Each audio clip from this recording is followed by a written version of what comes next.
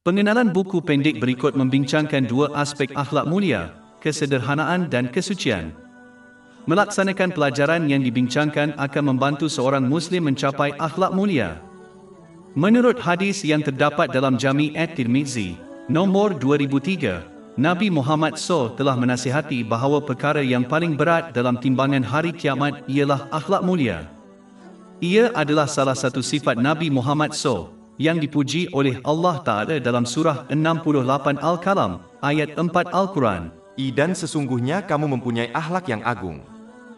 Oleh itu, adalah menjadi kewajipan kepada semua umat Islam untuk memperoleh dan bertindak berdasarkan ajaran Al-Quran dan tradisi Nabi Muhammad SAW untuk mencapai akhlak mulia. Kesucian, satu dalam sebuah hadis panjang yang terdapat dalam Sahih Bukhari, nombor 6806, Nabi Muhammad SAW menyebutkan 7 golongan manusia yang akan diberi naungan pada hari kiamat oleh Allah Ta'ala. Naungan ini akan melindungi mereka daripada kengerian hari kiamat yang termasuk panas yang tidak tertanggung disebabkan oleh matahari yang dibawa dalam jarak 2 batu dari penciptaan. Ini telah diperingatkan dalam hadis yang terdapat dalam Jami' at-Tirmizi, nombor 2421. Salah satu golongan ini termasuk orang yang diajak ke arah zina tetapi menolaknya kerana takut kepada Allah Ta'ala. Mengawal hawa nafsu terutama apabila tiada sesiapa pun yang mengetahuinya kecuali Allah Ta'ala adalah satu amalan yang besar. Umat Islam harus berusaha untuk mengelakkan situasi di mana mereka mungkin diundang kepada dosa dengan terlebih dahulu mengelakkan tempat di mana dosa lebih biasa, seperti kelab malam. Ini amat penting kerana persekitaran seseorang selalunya memberi kesan yang mendalam terhadap sikap dan tingkah laku mereka. Sama seperti seorang pelajar lebih cenderung untuk belajar di perpustakaan yang sunyi berbanding dengan rumah yang sibuk dan bising, seorang Muslim kurang tertarik kepada dosa apabila mereka mengelakkan tempat di mana dosa berlaku secara kerap dan terbuka. Perkara lain yang penting ialah mengelakkan orang yang terang-terangan melakukan dosa dan mengajak orang lain kepadanya. Seseorang itu akan mengamalkan ciri-ciri sahabatnya sama ada baik atau buruk. Ini telah ditunjukkan dalam hadis yang terdapat dalam Sunan Abu Daud, nombor 4833.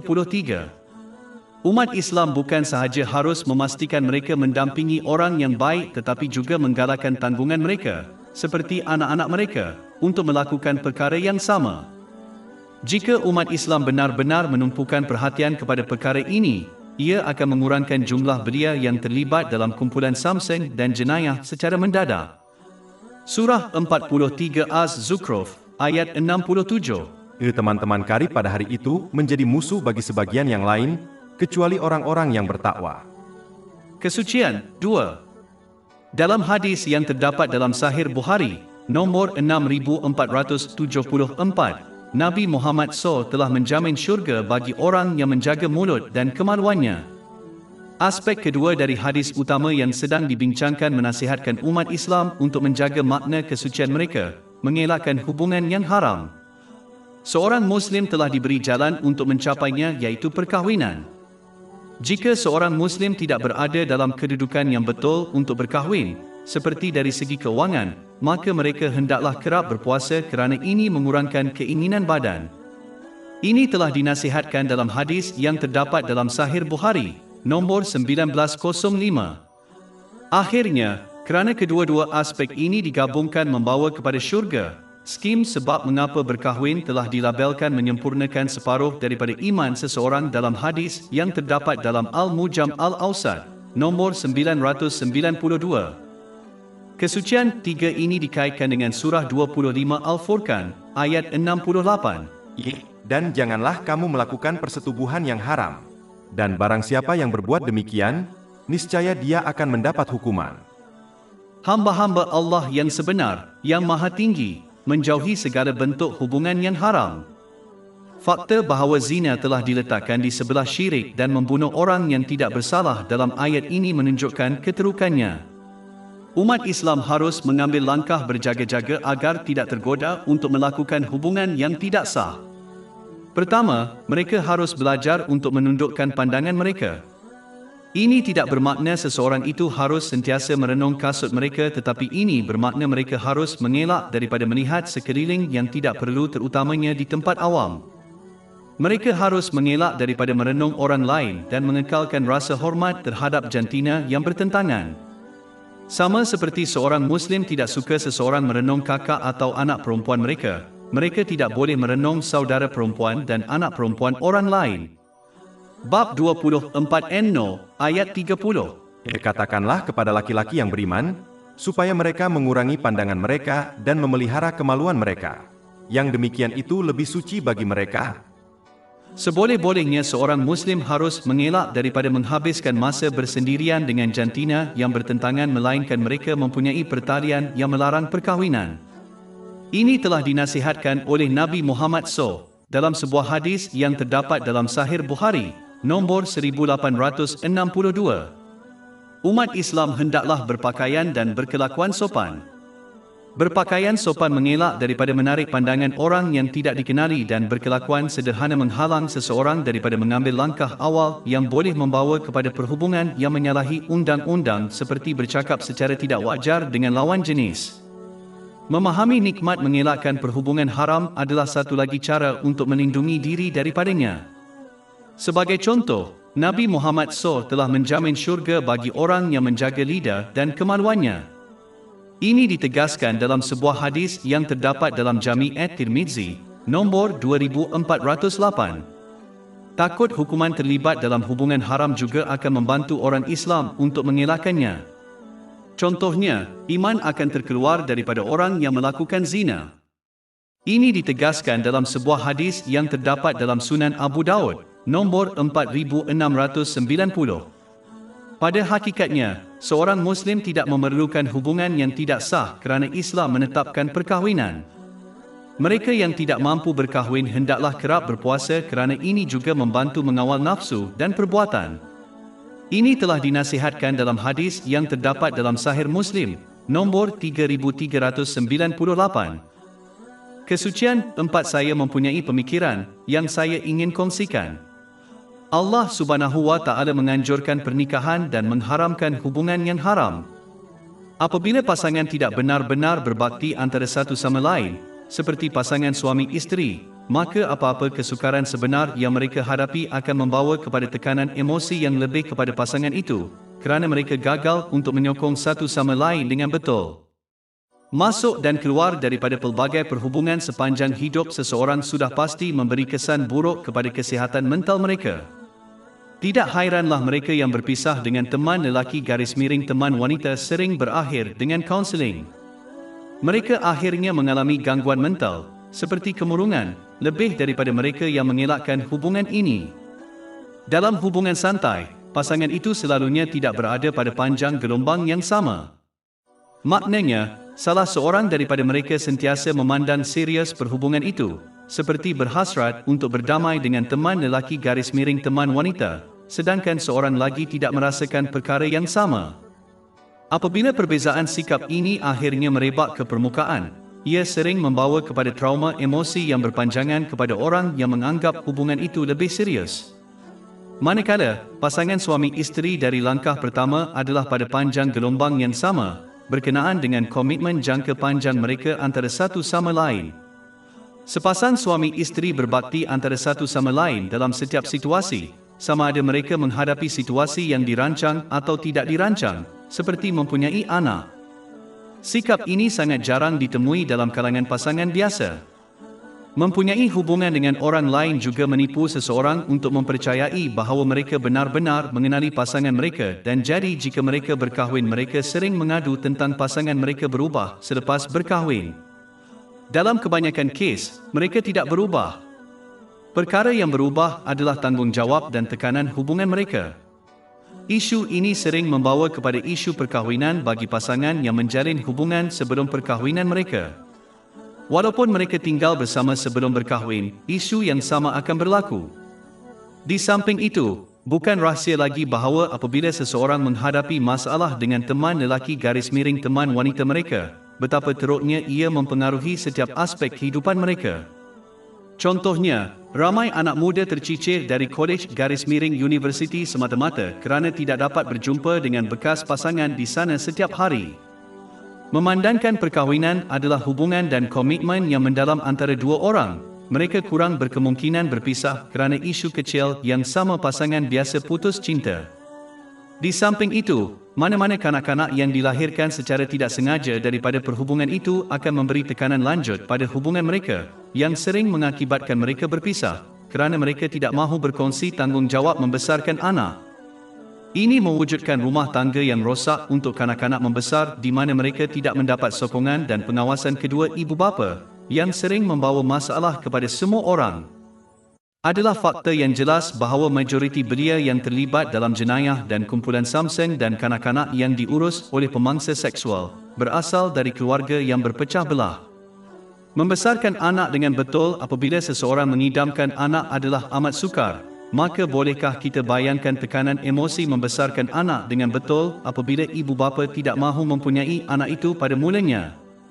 Ini memberi kesan negatif terhadap pembesaran anak dan sering membawa kepada masalah yang dinyatakan sebelum ini. Tekanan ini selalunya menyebabkan ibu bapa tunggal melepaskan anak untuk asuhan atau pengangkatan, yang dalam kebanyakan kes, mempunyai kesan negatif dan jangka panjang yang memudaratkan kepada kanak-kanak. Beberapa daripadanya telah disebut sebelum ini. Ini meningkatkan lagi peluang anak menjadi sesat. Allah Ta'ala telah menghapuskan banyak masalah ini dengan menangani akar masalah yang dimaksudkan, melarang hubungan yang tidak sah dan menggalakkan perkahwinan, di mana pasangan dengan ikhlas mengabdikan diri kepada satu sama lain dan anak-anak mereka. Dengan membincangkan konsep perkahwinan, perceraian dan anak dalam Al-Quran, Allah Ta'ala telah memberikan kunci kepada masyarakat yang berjaya. Apabila ahli keluarga, sama ada bersama atau bercerai, memenuhi hak masing-masing dan mewujudkan rumah tangga yang stabil dan bahagia untuk anak-anak, ia menyebabkan kesan riak positif di seluruh masyarakat. Begitu juga apabila sesebuah keluarga tidak bahagia dan gagal memenuhi hak masing-masing, maka ini menyebabkan kesan riak negatif menular ke seluruh masyarakat. Ramai pemikir telah datang dan pergi yang telah menangani isu-isu yang dihadapi oleh orang ramai dan masyarakat, tetapi apabila penyelesaian ini menyasarkan isu-isu cawangan, manfaat penyelesaian ini adalah minimum. Padahal, Allah Ta'ala, melalui kaedah menangani isu-isu pokok ini, yang mempengaruhi seseorang individu dan masyarakat, telah menjelaskan segala-galanya supaya manusia boleh mencapai kejayaan di kedua-dua dunia. Bab 16 An-Nahl Ayat 89. Dan kami turunkan kepadamu Alkitab untuk menjelaskan segala sesuatu dan sebagai petunjuk serta rahmat. Segala puji bagi Allah, Tuhan sekalian alam, dan selawat dan salam ke atas junjungan akhir Nabi Muhammad, keluarga dan para sahabatnya yang mulia. Kesederhanaan. Satu dalam sebuah hadis yang terdapat dalam Jami' At-Tirmizi, nombor 2458, Nabi Muhammad SAW berpesan bahawa menunjukkan kesopanan yang sebenar kepada Allah Ta'ala melibatkan menjaga kepala dan apa yang ada di dalamnya dan menjaga perut dan apa-apa. Ia mengandungi dan sering mengingati kematian. Beliau menyimpulkan dengan mengisytiharkan bahawa sesiapa yang berniat mencari akhirat hendaklah meninggalkan perhiasan dunia material. Hadis ini membuktikan bahawa kesopanan adalah sesuatu yang melampaui pakaian seseorang. Ia adalah sesuatu yang merangkumi setiap aspek kehidupan seseorang. Melindungi kepala termasuklah menjaga lidah, mata, telinga dan juga fikiran daripada dosa dan perkara yang sia-sia. Perkara yang sia-sia adalah penting untuk dielakkan kerana ia akan menjadi penyesalan bagi seseorang pada hari kiamat dan ia sering menjadi langkah pertama untuk melakukan dosa. Walaupun, seseorang boleh menyembunyikan apa yang mereka katakan dan apa yang mereka lihat daripada orang lain, tetapi mereka tidak boleh menyembunyikan perkara ini daripada Allah Ta'ala. Jadi melindungi bahagian badan ini adalah tanda kesopanan yang sebenar. Menjaga perut bermaksud menjauhi harta dan makanan yang haram. Ini akan membawa kepada penolakan terhadap perbuatan baik seseorang. Ini telah ditunjukkan dalam hadis yang terdapat dalam Sahih Muslim, nombor 2342. Sama seperti niat seseorang adalah asas batin dan tersembunyi Islam, asas Islam yang zahir dan zahir ialah mencari dan memanfaatkan yang halal.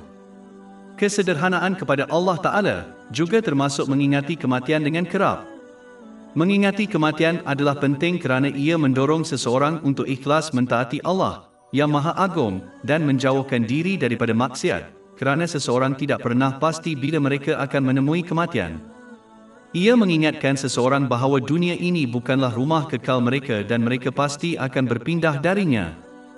Mengingati ini akan mendorong seseorang untuk bersiap sedia untuk tujuan destinasinya, akhirat. Persediaan ini melibatkan penggunaan nikmat yang telah dianugerahkan dengan cara yang diredai Allah Ta'ala. Sebaliknya, orang yang menjauhi zikir kematian akan lalai dalam persiapan untuk perjalanan ke akhirat yang tidak dapat dielakkan dan akibatnya mereka akan menumpukan segala usaha dan menggunakan keberkatan dan sumber mereka untuk menikmati dan mengindahkan dunia ini. Sikap ini akan menghalang seseorang daripada mengingati Allah yang Maha Tinggi dan terus mentaatinya, dan ini seterusnya membawa kepada masalah di kedua-dua dunia. Bab 20 Taha, ayat 124.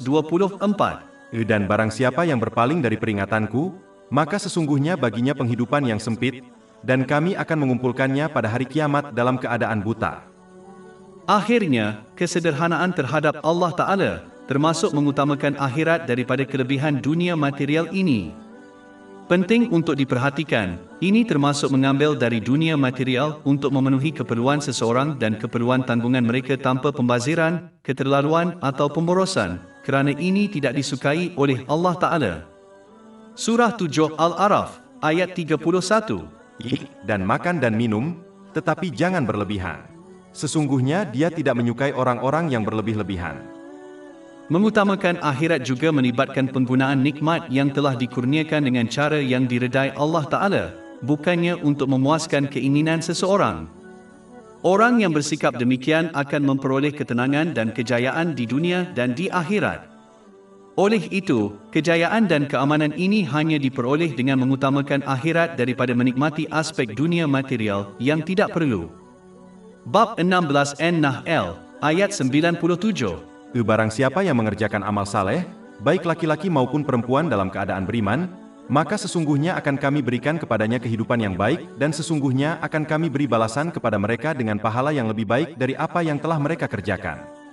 Kesederhanaan 2. Orang yang sentiasa mengingati bahawa Allah Ta'ala sedang memerhatikan mereka akan menerima rasa malu dan malu kepadanya.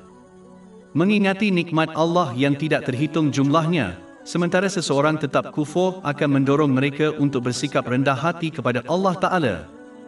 Akhirnya, mengingati bahawa suatu hari akan datang apabila mereka akan ditanya tentang setiap perkara kecil dalam hidup mereka oleh Allah Ta'ala, juga akan mendorong seseorang untuk mengambil malu kepada Allah Ta'ala. Perkara yang menguatkan rasa malu kepada Allah Ta'ala ialah takut kepada Allah Ta'ala apabila keinginan jahat masuk ke dalam hati seseorang. Ini kerana hati meyakini bahawa Allah Maha mengetahui sepenuhnya keinginan ini. Jika sikap ini menjadi teguh dalam diri seseorang, maka keaiban mereka kepada Allah Ta'ala akan menjadi kuat. Di samping itu, takut bahawa Allah Ta'ala akan berpaling daripada mereka kerana benci kerana keinginan dan perbuatan mereka juga menguatkan rasa malu seseorang kepada Allah Ta'ala. Tetapi rasa malu dan malu ini boleh menjadi lemah dan dalam beberapa keadaan hilang jika seseorang meninggalkan memeriksa dirinya dengan cara yang diterangkan dan dengan meninggalkan dengan ikhlas mentaati Allah Ta'ala dalam perintah dan larangannya.